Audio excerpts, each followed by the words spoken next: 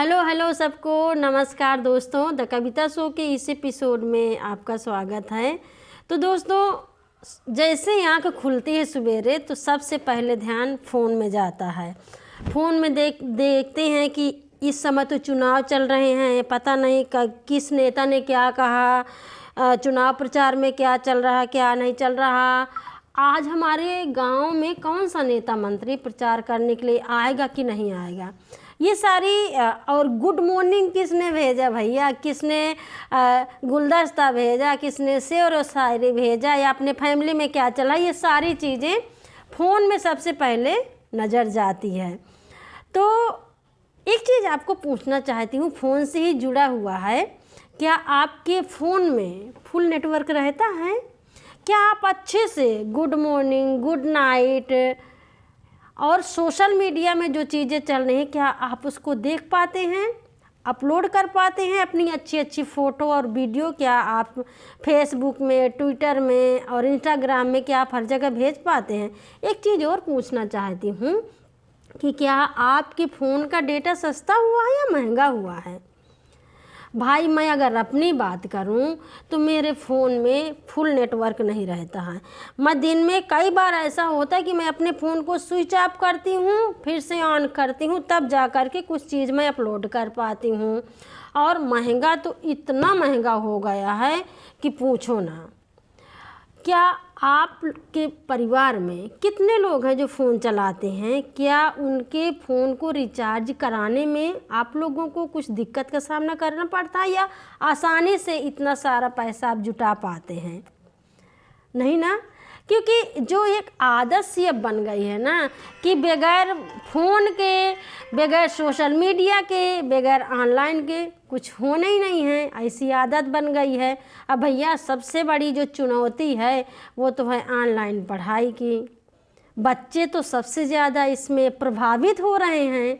मैंने इस चीज़ को लेकर के, डेटा को लेकर के जो महंगा हुआ है और जो फ़ोनों में नेटवर्क कम रहता है, मैंने अपने बुंदेलखंड के लोगों से बात किया। बहुत सारे ऐसे मेरे जान पहचान के दोस्त हैं, मेरी सहेलियां हैं, हमारे दर्शक हैं, सब ने कहा कि बहन जी डेटा इतना महंगा हो गया है, इतना महंगा हो गया है कि फ़ोन का रिचार्ज करावे में रोए आवत है। और दूसर बात की नेटवर्क तो रहता नहीं है। एक चीज़ और मुझे बुंदेलखंड के लोगों ने बताया कि जो सरकार की कंपनी है नेटवर्क वाली, जिसका नाम है BSNL, और उसका डेटा सस्ता भी है, लेकिन उसको सरकार 4G नहीं करवा रही है। बहुत लोगों ने इसके लिए मांग किया कि अगर 4G हो जाएगा तो उसका नेटवर्क अच्छा चलेगा। मेरे पास भी एक BSNL की सिम है और बहुत सारे लोग ऐसे हैं जिनके पास BSNL की सिम है। जो सरकारी विभाग हैं हुआ तो भैया लैंडलाइन नंबर ही लगे हैं, तो वो भी है एक। तो लोगों ने कहा कि अगर सरकार 4G करवा दे कनेक्शन तो हम सबका आसानी हुई, डेटा भी सस्ता हुई, लेकिन सरकार ये करवाता नहीं है। जबकि देखो तो जियो कंपनी 4G होएगा, वोडाफोन 4G होएगा, एयरटेल 4G होगा, बहुत सारे नेटवर्क ऐसे भी हैं जिनका अब 5G होने की तैयारी है, उनके नेटवर्क लग रहे हैं। लेकिन सरकार BSNL का काहे नहीं कराती है भैया? कैसे उनका कंपनियां, बहुत लोग दबे जुबानियाँ भी कहें कि सरकार जो प्राइवेट कंपनियां हैं उनको इसलिए 4G 5G करवा रही है क्योंकि इससे सरकार की कमाई है, सरकार को कमीशन मिलता है। जो BSNL कंपनी है वह तो सरकारी ना है, तो सरकार अगर इसको 4G कराएगी तो उसमें सरकार को घाटा होगा। तो जहाँ पर लोगों को फ़ायदा है वो हमको सरकार क्यों नहीं दे रही है? रही बात जो बड़ी बड़ी कंपनियां हैं, खासकर तो लोग भैया जियो का ज़्यादा बोला थे कि मुकेश अंबानी के कंपनियां और सरकार का और मुकेश अंबानी का और अडानी के ज़्यादा पटरी खाती है। तो ऐसे सरकार इन तना करत ही। और सबसे ज़्यादा गाँव में जाइयो भैया तो सबके फ़ोनन में घर घर में जियो सिम बुझबुझात मिली, लेकिन नेटवर्क हुआ भी नहीं रहा था। अब पता है लोगों ने ये भी मुझसे बताया है कि बहन जी पहले अगर 3 महीना पहले की बात करी तो जियो सिम में जौन डेटा 599 का 84 दिन का पड़त रहा है, वही का इतना महंगा कई दिन का है कि वह है डेटा अब 720 रुपया का एको महीना का नहीं पड़ता है।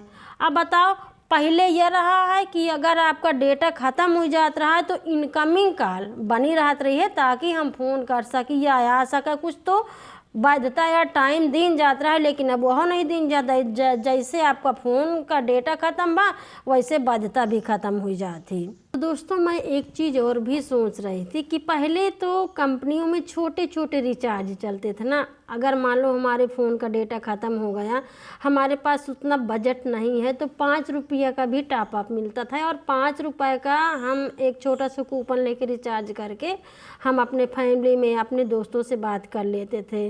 10 रुपये का रिचार्ज करा के हम बात कर। लेकिन अब जब तक आपके जेब में 200 रुपया नहीं है तब तक आपका फ़ोन रिचार्ज नहीं होगा।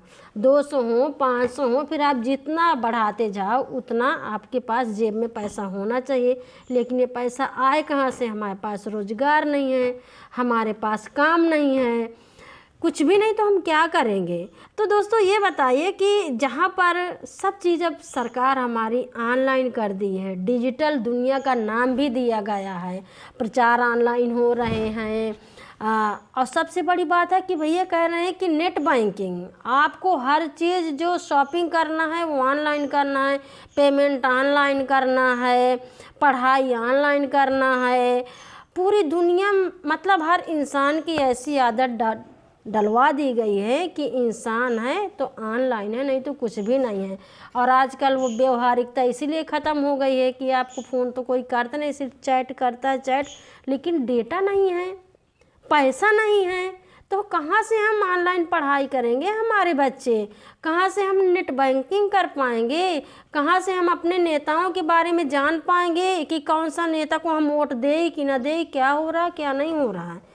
और अगर डेटा महंगा भी है तो भैया फ़ायदा इसका कौन उठा रहा है? जो अमीर लोग हैं, जिनके पास में पैसा है, जो नेता मंत्री हैं, तो वहीं अपनी बड़ाई कर लें, वहीं इसका फ़ायदा उठा लें।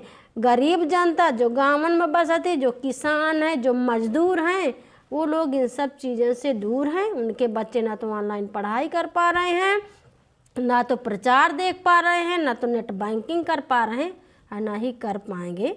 तो दोस्तों, ये बहुत ही ज़रूरी मुद्दा था जो मैं आपके सामने इसकी चर्चा कर रही थी। आप ज़रूर से बताइएगा, मुझे पता है कि आप सब लोग इससे पीड़ित होंगे, और मैं उम्मीद करती हूँ कि आप अपने अपने बारे में लिख करके भेजिए, सुझाव बताइए कि ये शो की चर्चा आपको कैसे लगी। अगर आपके आसपास में भी कुछ इस तरह के मुद्दे हैं तो आप मेरे साथ में ज़रूर से शेयर करिए, और ये शो अगर आपको पसंद आया हो तो आप अपने दोस्तों के साथ में ज़रूर से भेजिए। दोस्तों, एक चीज़ मुझे आपसे पूछनी और कहनी है। मैं जानना चाहती हूँ कि क्या कोई हमसे गड़बड़ी हो रही है या कुछ खबरों में कमी हो रही है? क्यों आप लोग अब इतना जुड़ नहीं रहे हैं खबर लहरिया से? आप ज़रूर से इसके बारे में लिख करके भेजिए कि आप किस एंकर को देखना चाहते हैं, किस तरह की बात आप सुनना चाहते हैं, किस तरह की खबरें आप सुनना चाहते हैं। आप ज़रूर से भेजिए। देखिए, जब तक आप हैं तब तक चैनल है, तब तक खबर लहरिया है। अगर आपके फीडबैक नहीं आएंगे, आप लोग जुड़ेंगे नहीं, आप लोग हमारा सपोर्ट नहीं करेंगे, सहयोग नहीं देंगे, तो आगे हम कैसे बढ़ पाएंगे, कैसे चल पाएंगे? आपका प्यार और आपका सहयोग बहुत ही ज़रूरी है। तो मैं चाहूँगी कि आप नीचे जो कमेंट बॉक्स है वहाँ पर आप अपने सलाह सुझाव ज़रूर से लिखें। तो दोस्तों, इस बार के एपिसोड में इतना ही। अगले एपिसोड में मैं फिर मिलूँगी कुछ करारी बातों के साथ में। तब तक के लिए दीजिए इजाज़त। नमस्कार।